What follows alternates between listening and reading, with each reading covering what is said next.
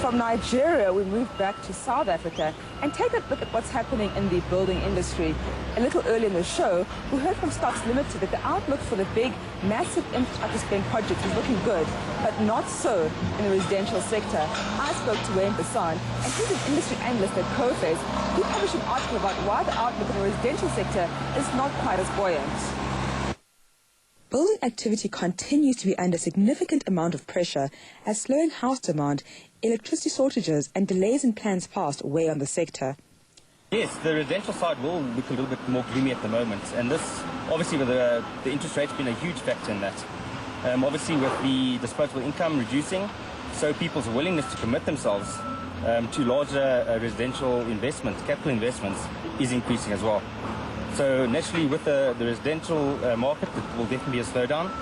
However, with the bigger construction projects, these have been secured by government, and they are less affected by the things like the interest rates and the like.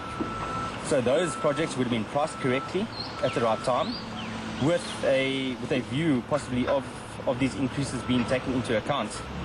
And naturally the man on the street is living on a day-to-day basis. Wouldn't have possibly have thought about what the economy would have looked like in three years. So there definitely would be a slowdown currently.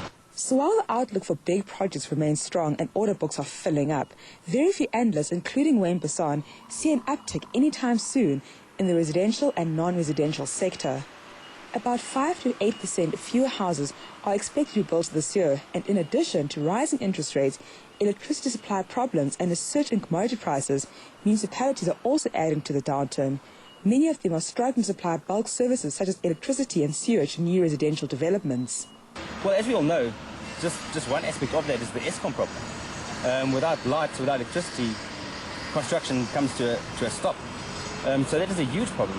The other issue is obviously with the infrastructure, the piping and the sewage and the lights. Because of the demand, the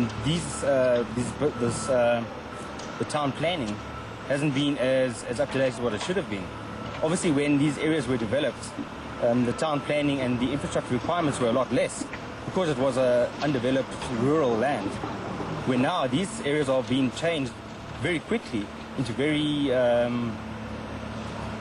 population-intense areas.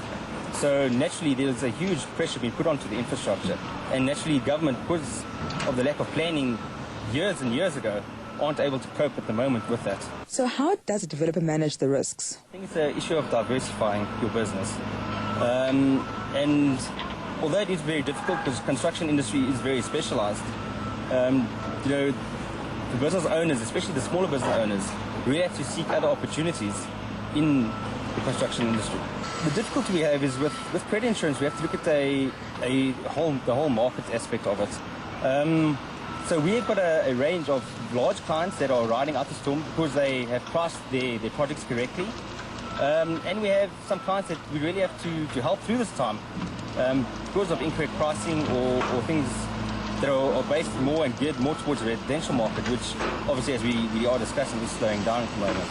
One sector that is weathering the storm is the lower end of the housing market, and let's say it should outperform the higher price end of the market, and that going forward, demand should remain strong. Well, that's how we end off this edition of Building Africa. Do join us again next week for more insights and stories on building and infrastructure from across the continent. Remember, if you've got any questions, queries, or even comments, do email the show at buildingafrica@cnbcafrica.com.